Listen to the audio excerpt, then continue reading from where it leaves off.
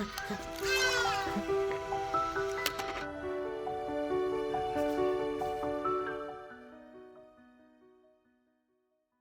guys, welcome back to the channel. In this video I'm going to give you guys my first impressions of the Instax Wide 400. Now just a quick disclaimer, Fuji has sent or loaned me this unit for approximately 1 to 2 weeks, and in no way, shape or form does it influence what I'm about to say about this unit. This is actually the first camera that I would actually recommend you guys have a look at the manual before using it to avoid the mistakes I've made.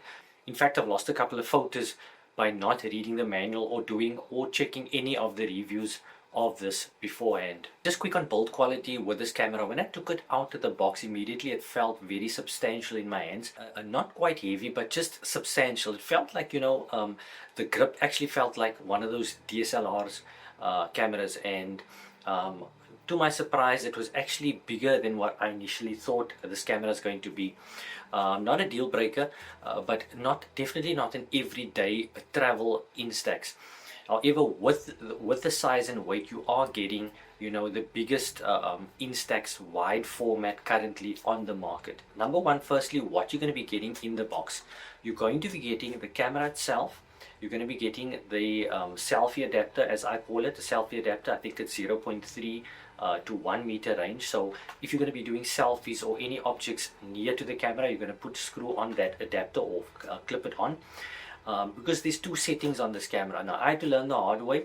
The first image or the first and second image that I've taken with this unit without screwing that on, obviously both were out of focus. So I can warn you here that if you're going to be doing selfies or near images between 0.3 and I think 1 meter, add that little adapter before taking the image. And then you're not going to be getting batteries, like I said, in the package. It takes 4 AA batteries. Now, like I said, there's two settings on the camera, on the lens itself, and the one is for infinity. If you're going to turn it all the way, you're going to get to infinity, and that is where you're going to leave it most of the time. So the 0.3 to 1 meter, that you're only going to change when you actually want to take a selfie or get closer macro shots, or people that are actually closer to the lens. So there's, like I said, 1 or 2 options over there. What you're gonna have to purchase separately. Now I'm not sure if you're getting this in the box when you purchase the camera. Like I said, it was sent by Fujifilm South Africa. The mistake that I've learned from not reading the manual was, number one, your first shot, this is gonna eject from the camera. So once you've placed it in, you've unlocked the back section of the camera, and you've placed in your cartridge, you need to trigger the shutter release one time, and that is going to release this thing over here.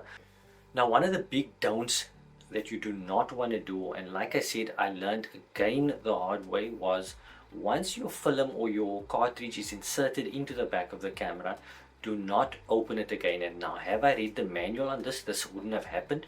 And before handing it over to my wife, and they had some ballet concert, I gave it to her and said, just test it out. And I actually got a message hour and a half later saying that this thing doesn't work, it's not developing. And what I realized was that once opening the back of the camera while the cartridge is loaded, then you're going to be losing some of the top layers or some of the top sections of the photos that develops, because once it gets exposed to light, then you kind of ruin the cartridge basically, or the initial few that's laying on top. You're going to be losing those images. And so make sure that once you've loaded the cartridge, do not open the back of the camera again until you're certain that the last image has been ejected. Is a fully automated camera. There's absolutely no settings to tinker with on this camera. Even the flash is automated.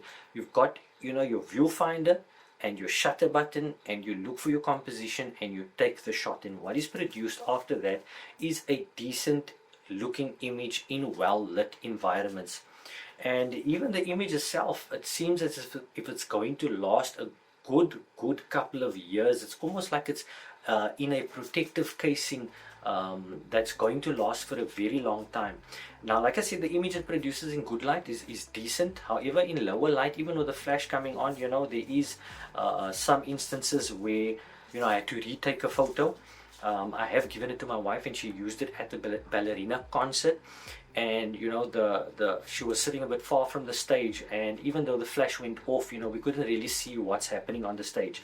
But having said that, playing around with it, you know, with the family, there are a couple of nice keepers that I got with this Instax. So who's this Instax for? Firstly, if you're gonna want the wide, which is about 4 by 6 inches, or jumbo photos, there is no other option currently. I'm not too sure of other brands, but with Fuji, this is the larger format Instax wide. So if you want this format and not the smaller size, you're gonna have to go with this camera. Like I said, it is a bit bulky for daily travel. It's not something that you've got a baby when you're taking it out, you know, keeping it in a camera bag, whatever. You can just slip it in your car, put it on the floor, put it in the side, and you know, just pick it up and shoot. And it's not that expensive as well.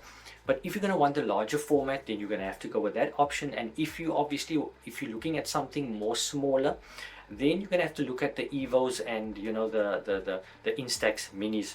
Would I purchase this unit? Yes and no. If I wanted the size, obviously then I'd have to go for this unit, because that's the only option. But if I'm looking for something that, you know, I can view the images before printing them, I'd actually go for the Instax Evo. However, in my case, having Fuji cameras, I'd actually, you know, opt for the Instax little printer and keep that with me. So when I'm with a client doing a wedding, doing an event, you know, print directly from the camera, and that could also give me a similar look. When using the film simulations in the camera. So that's my quick look at the Instax Wide 400. Thanks for watching, guys. Peace out till the next one.